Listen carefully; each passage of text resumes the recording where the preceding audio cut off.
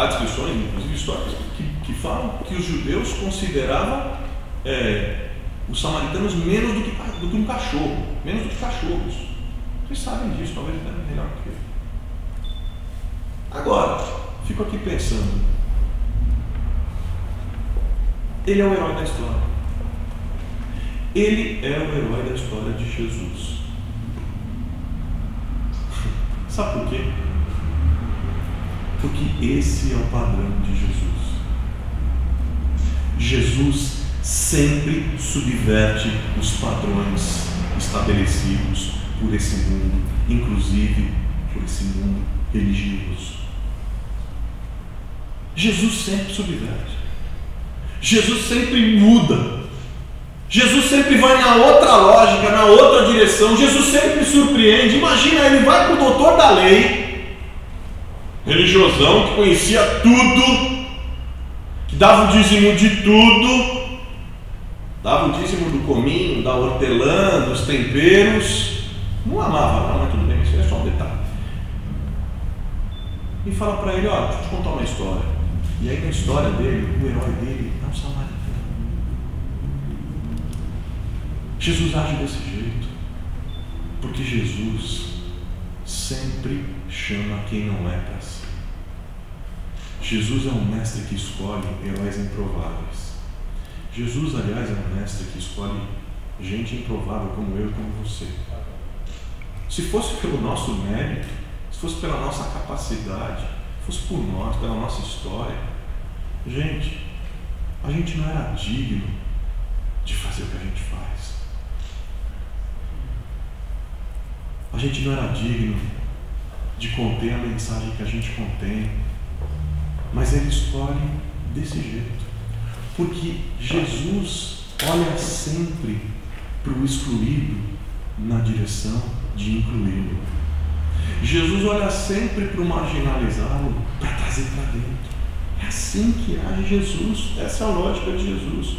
Essa história, para aquele momento, é que a gente esquece que nós estamos inseridos em outra cultura ocidental e tal. A gente esquece, mas assim, essa história é escandalosa.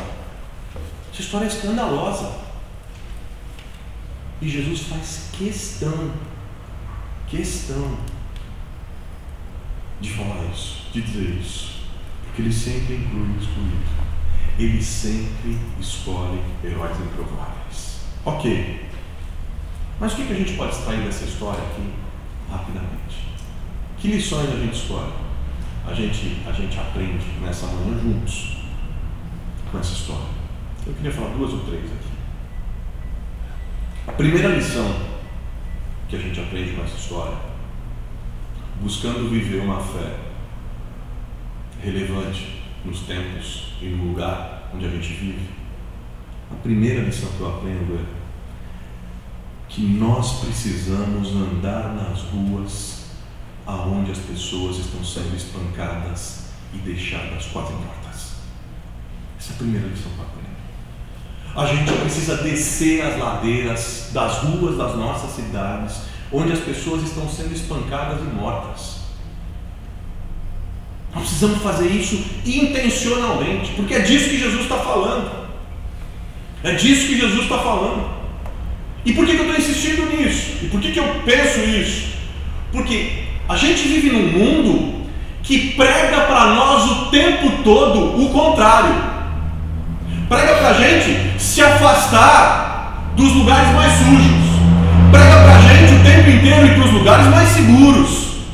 Prega para a gente o tempo todo para a gente se separar, para a gente se distanciar, para a gente se livrar disso. A gente vive no mundo do shopping center, que é a cara, é o símbolo do nosso tempo. O que é o shopping center senão uma imensa ilusão? Lugar que você entra, ar-condicionado, loja bonita, gente bonita, todo mundo desfilando e tal, não sei o quê. Aí você sai, anda 2 quadras, miséria, degradação, lixo, pobreza, desgraça. Mas esse é o mundo que a gente vive. O mundo que a gente vive fala pra gente o seguinte: cara, se distancia dessa gente rápido. Vamos fazer o seguinte, vamos fazer os condomínios particulares. Os condomínios privados, more num condomínio, levante os muros, se distancie, viva com gente parecida com você. Para que ter contato com essa gente que não é parecida? Isso é a lógica do nosso mundo. Que se a gente não está o tempo inteiro, opa, é uma espécie de lei da gravidade do mundo de hoje que assim, que nos separa. Fala, não vá morar em tal bairro porque lá é violento.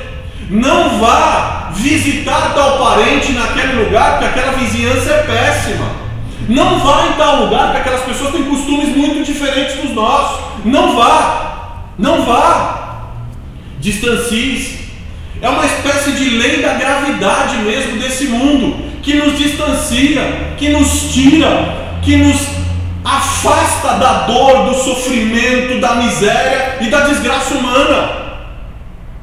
Só que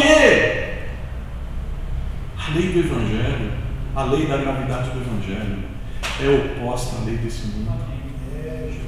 A lei da gravidade do Evangelho diz pra gente, é na oficina de costura que o boliviano explorado você tem que entrar. É lá. É na favela que está aqui. É na prisão. É na Fundação Casa. É debaixo da ponte. São nos pontos de prostituição. É lá.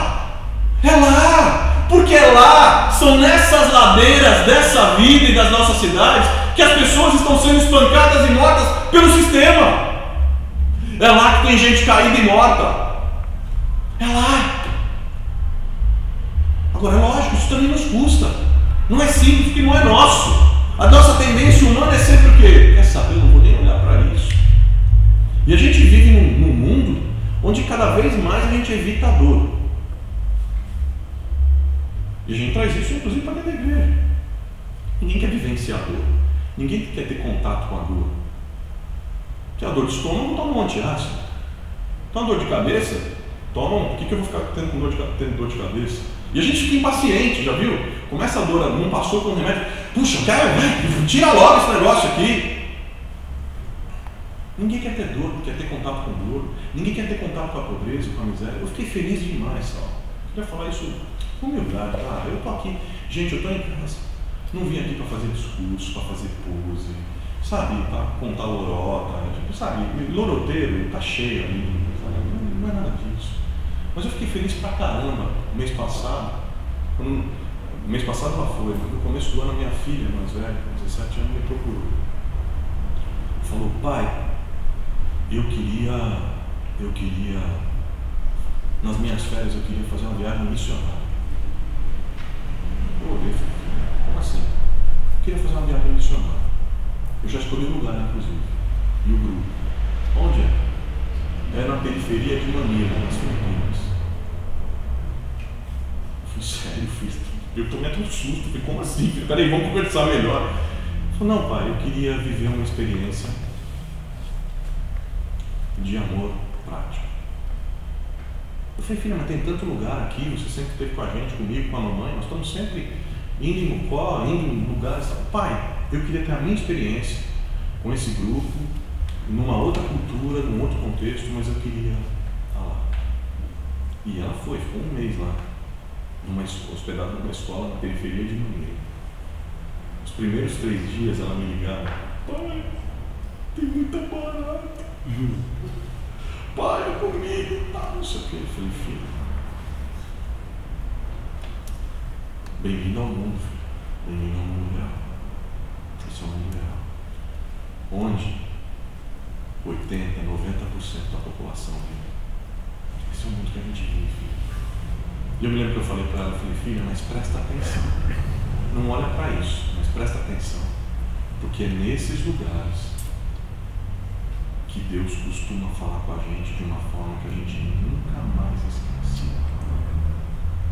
Presta atenção. E ela voltou semana passada.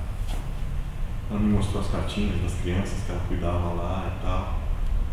As cartinhas de despedida, de gratidão das crianças. Gente, vou falar para vocês. O meu coração se encheu com uma alegria tão grande, porque eu falei, Deus, isso é coisa que só o Senhor pode fazer. Ainda mais no coração de uma adolescente, só o Senhor pode fazer. inverter a lei da gravidade, porque a gente está o tempo inteiro fugindo dessas coisas. Fugindo. Minha filha não é heroína, não é nada disso. Mas, pela graça de Deus, pela ação do Espírito Santo, alguma coisa aconteceu ali no coraçãozinho dela que ela, sabe, ela percebeu. Ela percebeu. Gente, nós somos discípulos de um mestre que conhece o sofrimento, que nunca teve medo do sofrimento, que sempre foi na direção do sofrimento. E a gente não pode ceder à tentação desse mundo de ostentação, inclusive dentro da igreja. Esse mundo de ostentação, e desse mundo que nos afasta daquilo que é mais puro, da nossa própria fé. Nós não podemos ceder a isso. Gente, que condições nasceu o nosso mestre? Que condições viveu Jesus? Pelo amor de Deus. Outro dia eu vi uma pregação, o cara falando, eu não acreditei. O cara falando que o jumento que Jesus entrou em Jerusalém hoje seria equivalente a uma Ferrari. Foi como? Veja, eu não quero aqui ser hipócrita, dizer que não, puxa, não é legítimo que as pessoas possam ter conforto, possam, enfim, conquistar coisas. Para, não estou entrando nisso. Não quero hipocrisia. O que eu estou dizendo é o seguinte, gente, que maluquice é essa? O que esses caras estão falando? Isso não tem nada a ver com o Evangelho de Jesus. Está louco. Aliás, o que está acontecendo é o contrário, né? O que está acontecendo é que é o seguinte: a cena que eu vejo é que Jesus está montado no burro, entrando em Jerusalém. Nós somos os burros que carregam Jesus. Nós somos melhor, nós somos o jumento que carrega Jesus. O que a gente faz diante do mundo, com a mensagem que a gente prega, nós não somos mais do que jumento carregando Jesus nas costas. Só que a galera está aplaudindo Jesus e está cheio de jumento achando que é ele, dando autógrafo, tal, não sei o que, acenando. Para! Tem coisa mais ridícula? Para! Você está me entendendo? Para! Tem um amigo de um amigo, eu tenho um irmãozão, meu brother, eu também cristão, ativista pelos direitos humanos lá nos Estados Unidos. O nome dele é Shane Claiborne. Eu até trouxe um livro dele aí que no final eu vou presentear alguém, enfim. O Shane faz um trabalho bacana com população de rua na Filadélfia. Ele foi discípulo da Madre Teresa em Calcutá. E ele é um cristão daqueles, ele é aquele doidão mesmo com Jesus. Teve em várias missões de paz no Afeganistão, no Iraque, na Líbia e tal.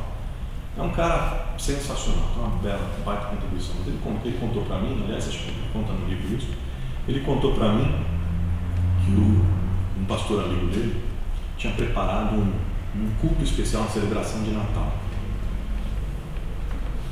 E aí foi lá, arrumou a igreja, deixou tudo bonito, fez aquela coisa bacana que a gente gosta de fazer e tal, não sei o que, deixou bonito. Era noite de Natal, tal, vamos celebrar, super coro, uma peça bacana, tudo, pronto.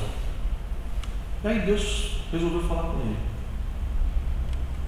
Deus falou para ele o seguinte: escuta, no dia anterior, escuta, vai lá no sítio, sabe aquele sítio lá que vocês têm? Vai lá, pega a caminhonete, pega a parte de trás da caminhonete e enche de estrume de vaca. Deus tem uns negócios meio esquisitos às vezes, né? Ou sei lá, nós é que somos esquisitos, não entendemos, mas sei lá. Aí mandou encher. Aí ele pegou a caminhonete e veio. Pegou, encheu, voltou, veio. Aí ele falou para ele, Deus falou para ele o seguinte: pega esse estrume todo e espalha no chão, nos corredores da igreja toda.